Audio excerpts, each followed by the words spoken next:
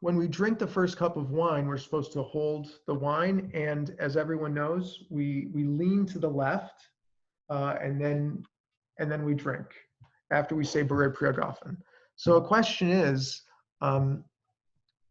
a question is why do we lean to the left? So I want to suggest a reason that involves the history, the etymology of the Passover Seder, according to the rabbis, according to our tradition. The Passover Seder was developed over 2,000 years ago, at the time when our ancestors, were living in Judea and Samaria, and that area of Palestine, if you will, was under the control of the Romans.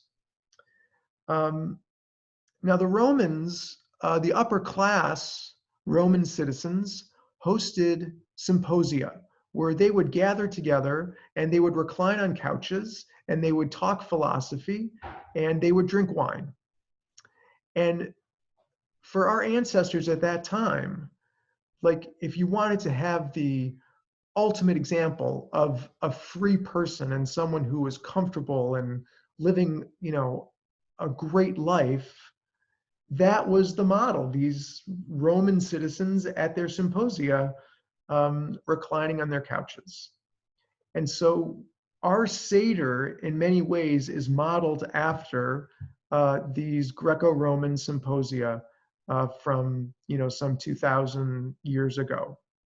And so since they reclined and relaxed while they would eat and drink, so too, that's what we do. That's why we recline.